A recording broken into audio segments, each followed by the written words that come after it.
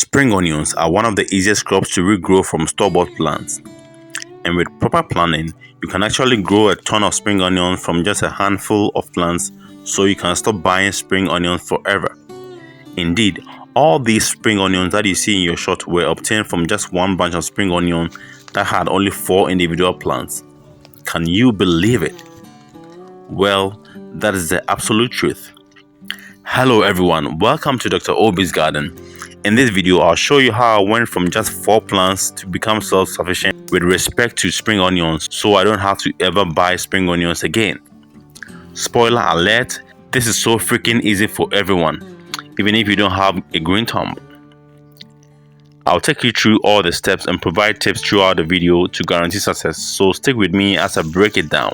At the end of this video, I'll show you 2 more ways to keep getting fresh spring onions so you really don't have to buy spring onions ever again.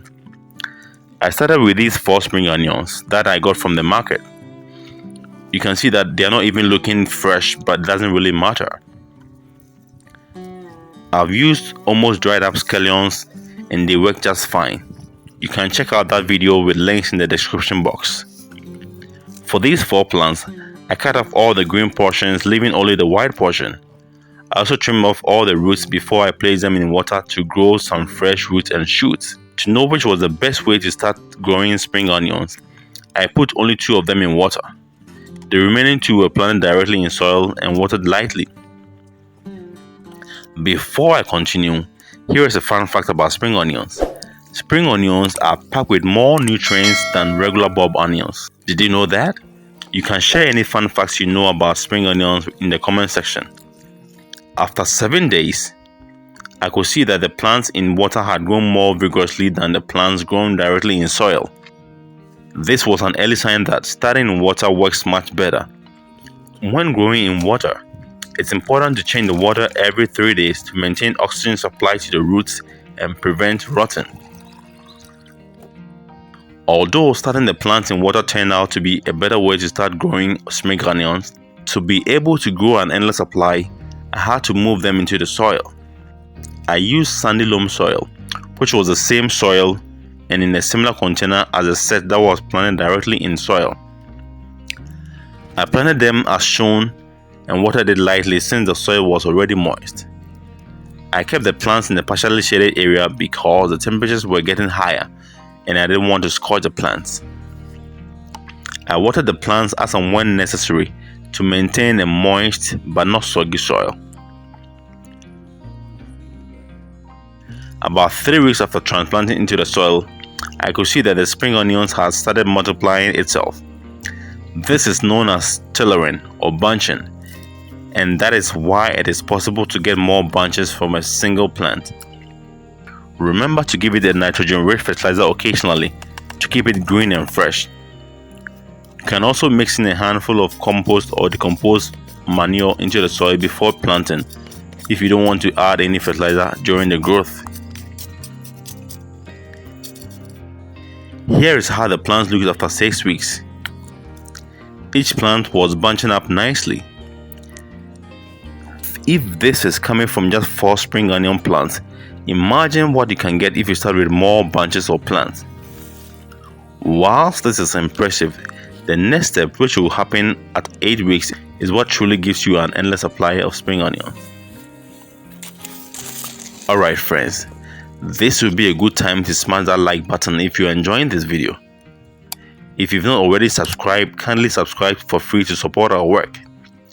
Don't forget to turn on the notification or bell icon so you don't miss our next video. Your support is greatly appreciated. Within a period of 8 weeks, the first batch of spring onions was ready to be harvested.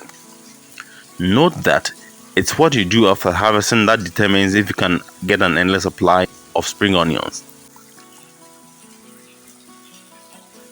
To harvest, I made sure that the soil was moist and I gently pulled out the whole bunch by holding the stems together. After harvesting, I washed off all the dirt from the roots. Now, instead of eating the whole bunch, I cut off all the green portions to be used as food and kept all the white portions to start the cycle again. For this second round, I kept all the spring onion stamps in water after trimming down the roots.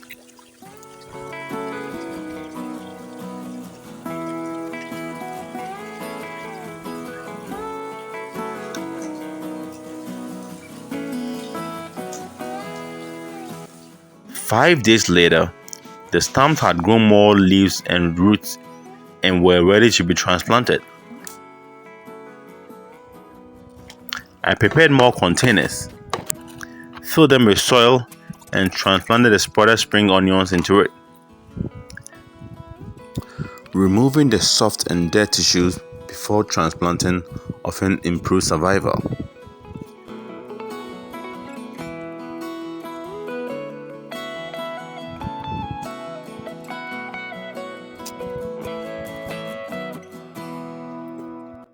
This time, I had a little help from the kids with watering.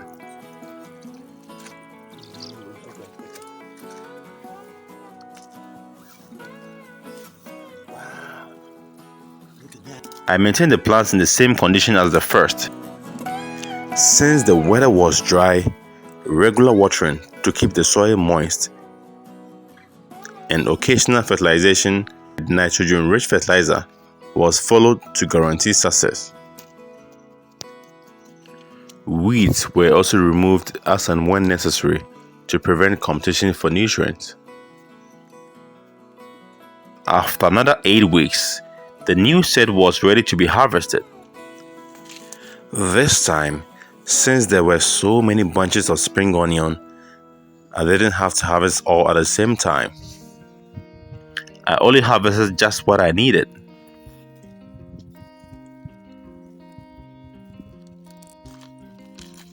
If you love spring onion stems, this is the time that you can eat the stems after harvesting.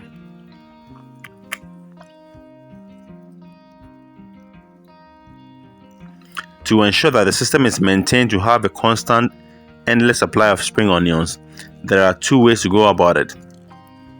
The first is that after harvesting any bunch, you replant one of the individual plants from the bunch in the same place as the original bunch as shown.